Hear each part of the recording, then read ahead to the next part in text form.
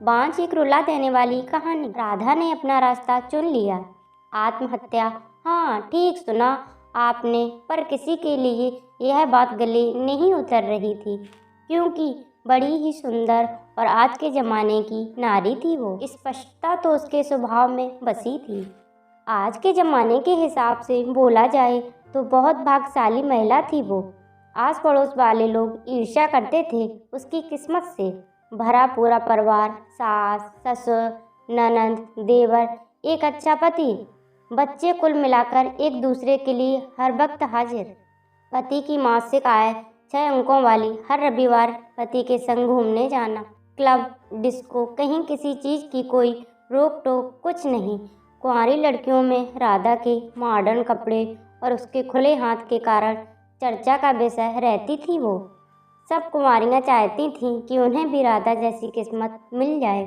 वैसे तो राधा पूरी तरह से गुणों की खान थी।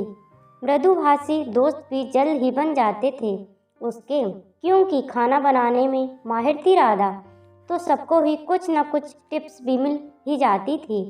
बस राधा में एक ही कमी थी कि वो अपने खिलाफ किसी के मुंह से कुछ सुनना उसके स्वभाव से शामिल नहीं था।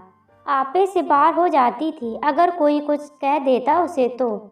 छोटी ननंद का प्रेम विवाह हुआ, लेकिन ननंद का परिवार मायके जितना संपन्न परिवार नहीं था और सलवार सूट से आगे कुछ पहनने की भी इजाज़त नहीं थी।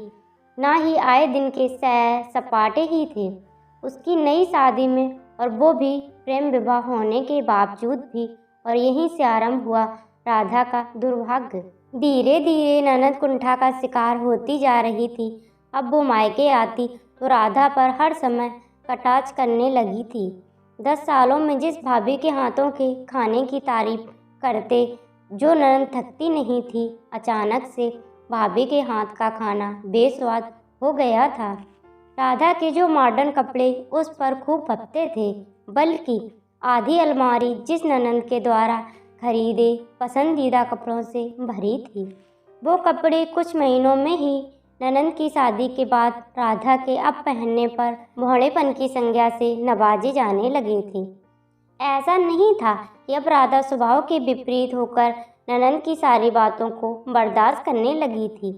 छोटी मोटी झड़प तो हो ही जाती थी ननंद भाभी में, लेकिन ननंद की स्थिति को समझते हुए तानों को प्राय अब राधा ने हल्के में लेते हुए अनसुना करना शुरू कर दिया था।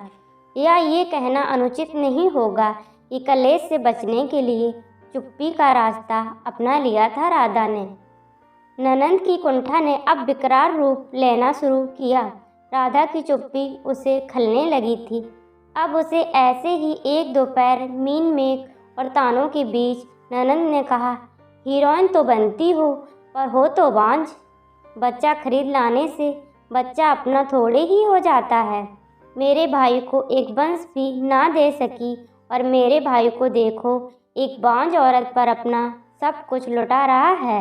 ये नहीं कि इस बांझ को छोड़ दें और दूसरी ले आएं ताकि इस घर को एक चिराग मिल जाए। पटाहट में उठी राधा, ननंद के तानों ने बांध दिया उसे। अंतर्मन छलनी हो गया राधा का। अविरल आंसू कठारघात सीने में लिए दौड़ती हुई रसोई घर को बंद कर मिट्टी का तेल डाल भस्म कर दिया खुद को। सुहा कर दिया राधा ने खुद को बांझ शब्द के कारण। क्या बांझ होना राधा का दोष था, या स्थिति को संभालने हेतु चुप्पी का रास्ता अख्तियार करना था उसका दोष, या ननंद की कुंठा का शिकार होने का दोष? जो भी हो, दुनिया चाहे चांद पर पहुंच गई है, पर आज बांझ और न जाने कितने ही बुरे शब्दों से औरतें ही नवाजी जाती हैं, और कहीं ना कहीं कोई ना कोई राधा ऐसे ही भस्म होती जा रही हैं।